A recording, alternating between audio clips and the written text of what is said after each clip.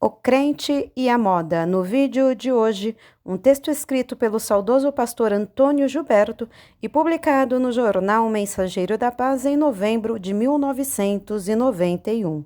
Um povo que não conhece a sua história está condenado a repeti-la. Se inscreva no canal, comenta, curta, compartilha e ative o sininho das notificações. Embutida na ação deletéria da contextualização no seu sentido religioso está a moda. Moda sem sobriedade, sem simplicidade, sem recato, tanto masculina como feminina.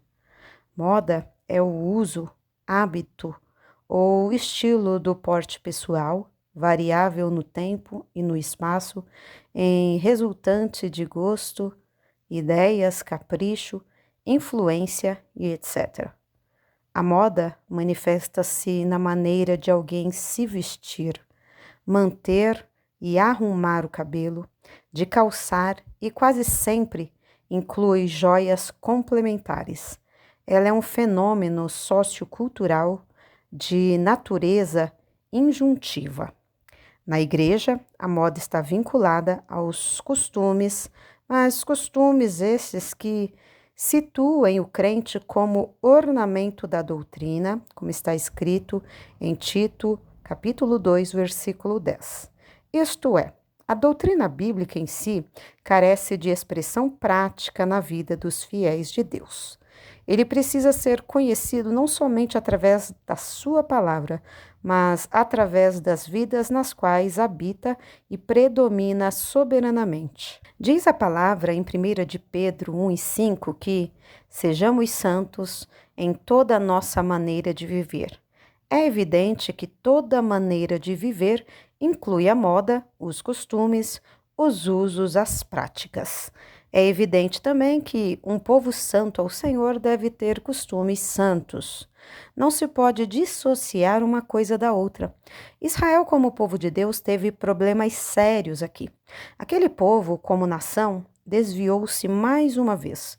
No deserto, desviou-se no caso ligado ao bezerro de ouro. Na época dos juízes, o desvio foi de tal monta que a Bíblia afirma que cada israelita fazia e procedia como achava que estava bom. Desvio pior ainda aconteceu na época do reino dividido. O povo absorvia os maus costumes das nações pagãs à sua volta. Deus levantou profetas e mais profetas para falar ao povo, mas o desvio espiritual foi cada vez pior. O profeta Isaías fala inclusive de moda mundana das mulheres israelitas desviadas. Isaías 3, versículos do 16 ao 24.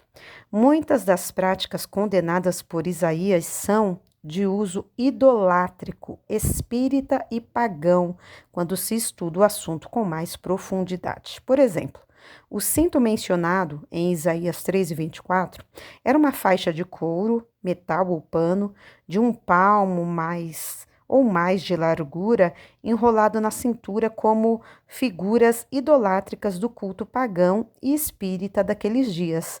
Não tem nada a ver com o cinto atual de certos vestidos femininos. Estamos aqui a confundir doutrina bíblica com costumes humanos.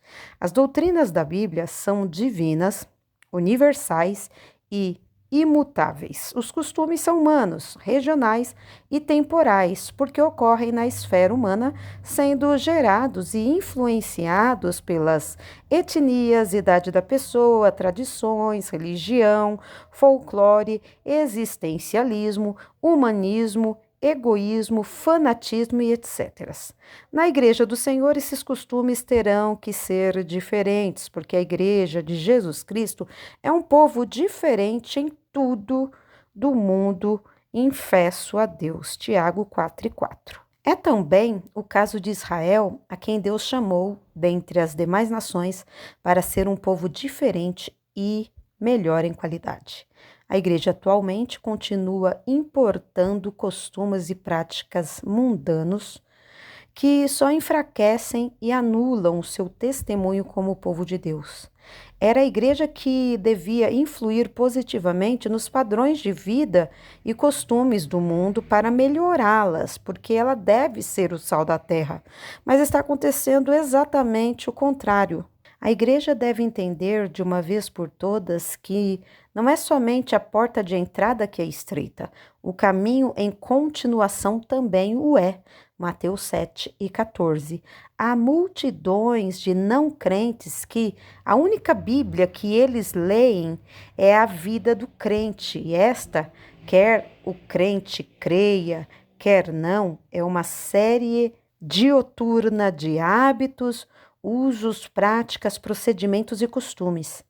E ocasião há, bem como situações em que a única maneira de falar de Cristo é através da vida, do testemunho, do corpo, no sentido de moda, usos, práticas e costumes. E tem mais um elemento agravativo em relação à igreja. Israel era o povo de Deus vivendo em suas próprias e únicas terras, ao passo que a igreja é o povo de Deus, porém peregrinos e forasteiros dentre todas as nações a caminho de sua pátria, o céu.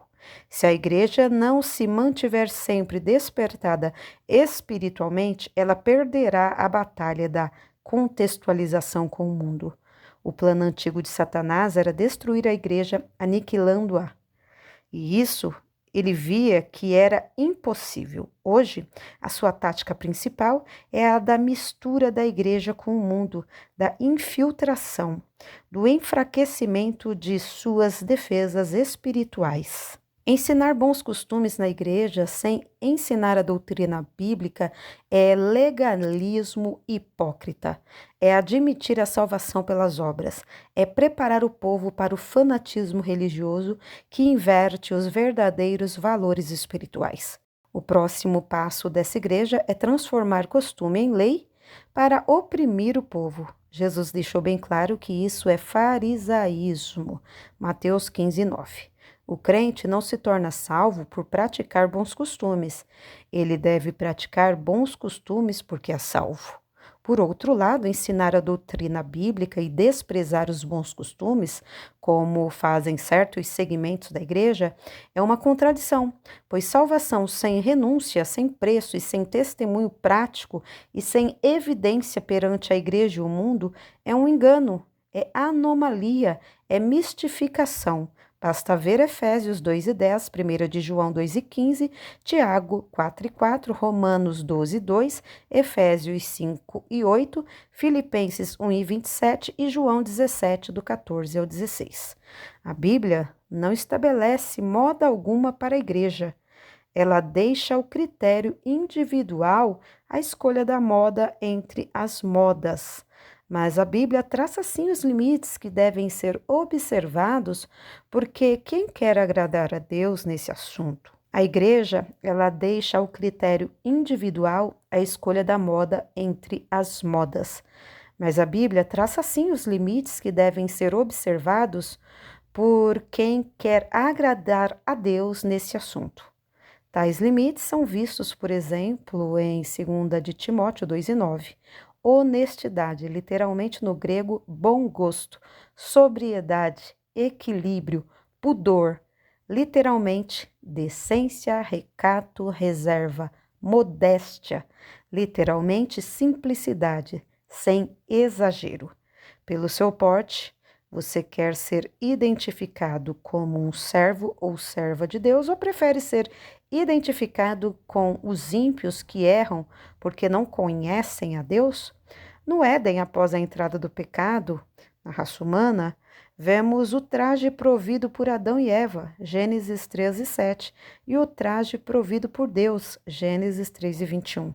Nesse campo, continuam ainda hoje essas duas correntes opostas, a de inspiração mundana e a de base divina. Como Jesus te encontrará, bem como a tua igreja, quando ele vier para levar os seus? Fazei tudo para a glória de Deus. É o que nos diz a palavra em 1 de Coríntios 10:30. Mas o versículo seguinte não é menos importante. queira o leitor verificá-lo em sua Bíblia. Porque nada podemos contra a verdade, senão pela verdade. Se você gostou desse vídeo, inscreva-se no canal, curta, compartilhe e ative o sininho das notificações.